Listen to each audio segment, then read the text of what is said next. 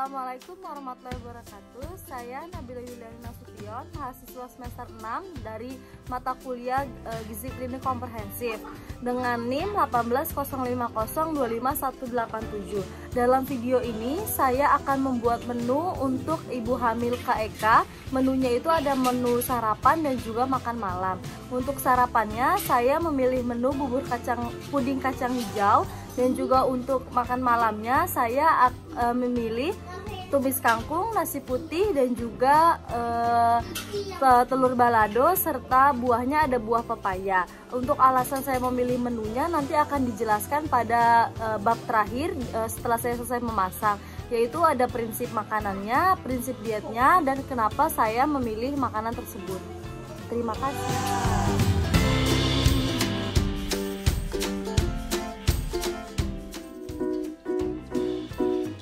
Mari kita timbang terlebih dahulu kacang hijau.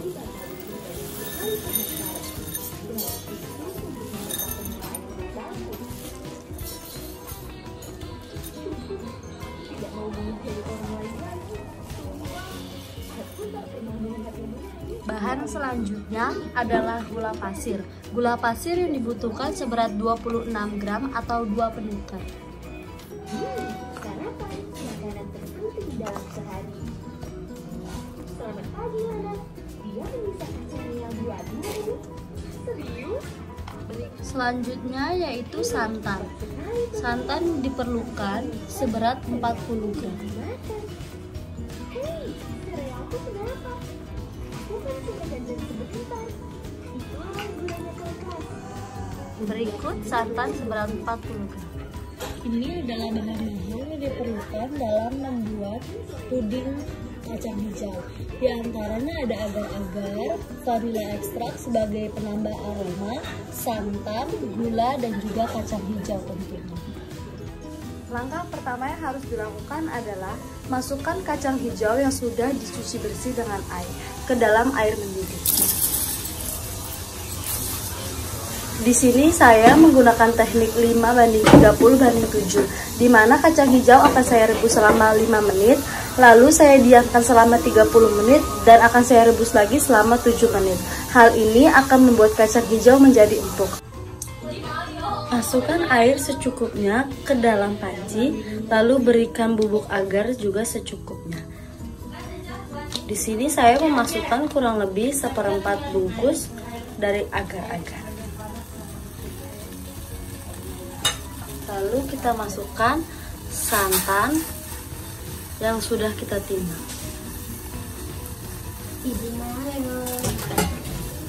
Apabila sudah mulai mendidih, kita bisa untuk mengecilkan api. Lalu terus mengaduk, kita bisa mulai memasukkan gula agar dia larut.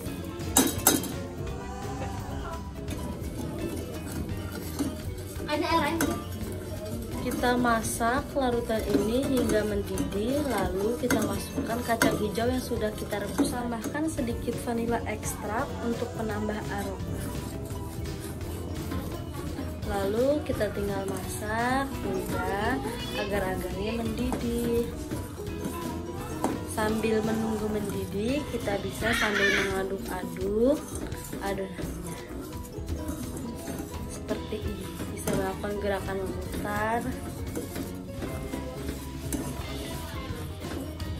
Setelah dia mendidih seperti ini, kita sudah bisa mematikan api karena tandanya agar-agarnya sudah matang.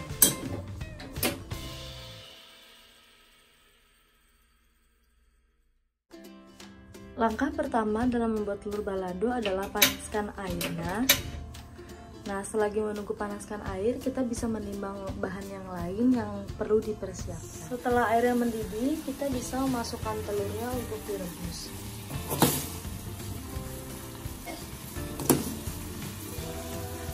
Setelah ini kita bisa memasak telur 12 hingga 15 menit. Saya akan menggunakan waktu 12 menit agar telur matangnya bagus, tidak terlalu matang. Selanjutnya timbang minyak seberat 5 gram.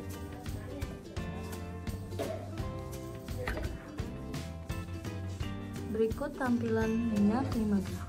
Selanjutnya yaitu bahan untuk telur balado adalah cabai merah. Saya menggunakan 50 gram cabai merah.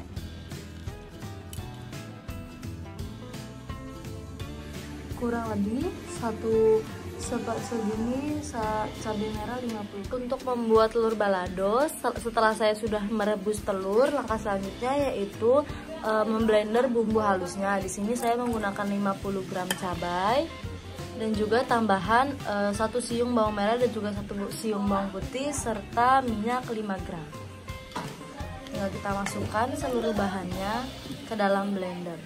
Lalu tinggal kita beri cairan minyak dan kita tinggal memblender lalu ditumis bumbunya. Selanjutnya kita akan membuat telur balado. Di sini saya sudah panaskan api dan juga dikasih minyak. Nah, kalau biasanya saya lebih suka sebelum diberikan cabai yang sudah di blender, kita tumis dulu bawang merah agar lebih wangi nanti cabainya. Kita bisa tumis hingga bawang merahnya sudah mulai layu atau juga warnanya kecoklatan. Setelah sudah seperti ini, kita tinggal masukkan cabai yang sudah kita blender tadi.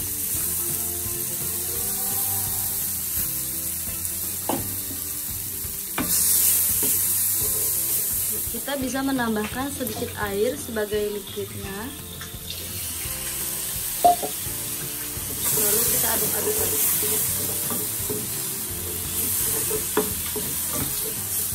Setelah bau langhunya sudah hilang, kita bisa masukkan telur yang tadi sudah direbus. Lalu kita bisa masak telur hingga warnanya hingga sambalnya matang dan juga warna telurnya sudah cantik. Setelah sambal sudah beraroma harum atau wangi, kita sudah boleh mematikan api. Tapi sebelumnya jangan lupa dicicipi dulu rasa dari sambalnya. Apabila kurang garam, bisa diberikan garam.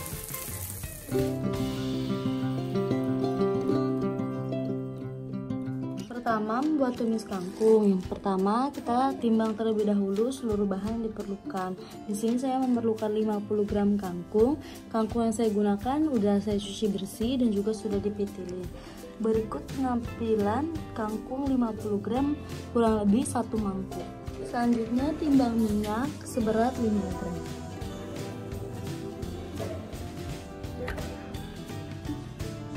Berikut tampilan minyak 5 gram. Nah, berikut bahan-bahan untuk membuat tumis kangkungnya. Di sini saya menggunakan kangkung 50 gram, minyak 1 penukar, ada saus tiram dan juga 1 siung bawang putih.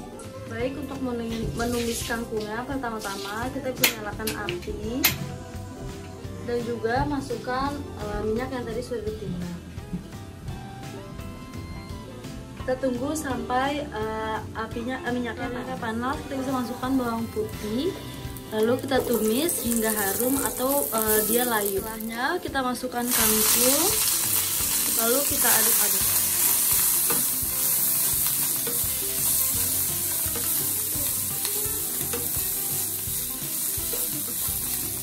Kita bisa menambahkan sedikit air, sedikit saja.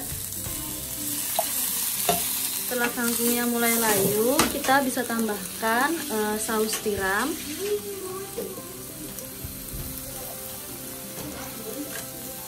Lalu diaduk-aduk lagi. Karena rasa saus tiram cukup asin, untuk pemberian garamnya bisa dicoba terlebih dahulu agar tidak terlalu asin. Setelah kangkungnya sudah mulai layu dan juga sudah dicicipi, ketika rasanya sudah pas, api sudah boleh dimatikan.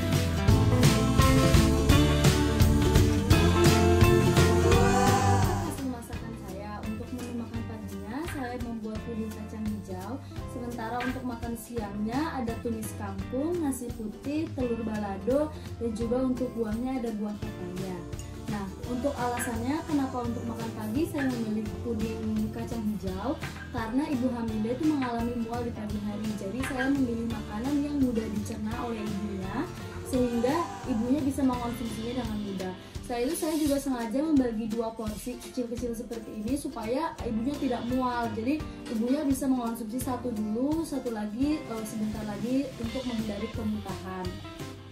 Untuk makan malamnya saya memilih tumis kangkung karena itu mudah untuk didapatkan. Selain itu juga karena ekonomi yang sulit, tumis kangkung itu selain mudah didapatkan, dia juga murah.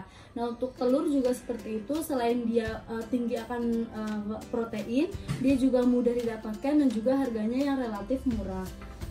Nasinya saya menggunakan nasi putih, di mana nasi putih nasi yang biasa dikonsumsi oleh orang Indonesia, dan juga buahnya saya menggunakan buah pepaya.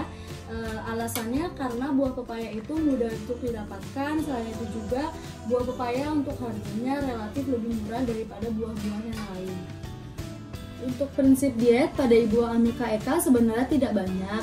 Di antaranya yaitu pertama, dia itu harus mencukupi kebutuhan ibunya baik zat gizi makro dan juga mikro.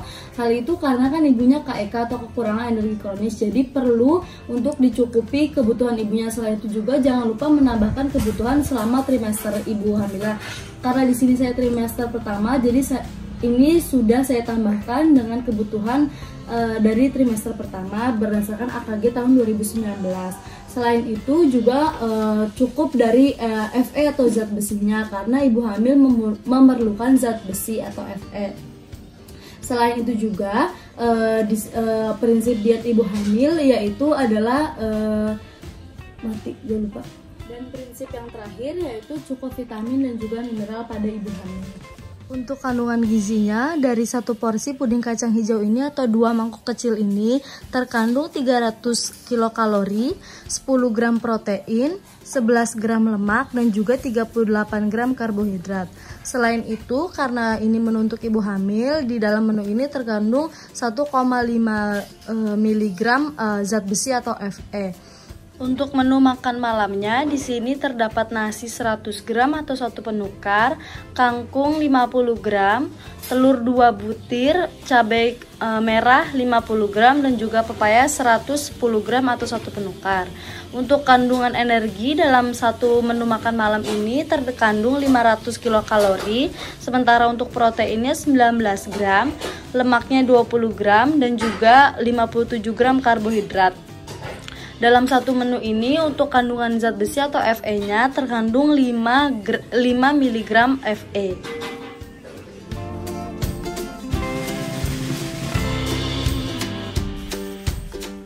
Adapun kaitan dengan al-Islam kemuhammadiyahan dari menu yang saya buat adalah dari surat Quran surat Al-Maidah ayat 88 yang artinya, dan makanlah makanan yang halal lagi baik dari apa yang telah Allah rezekikan kepadamu, dan bertakwalah kepada Allah yang kamu beriman kepadanya.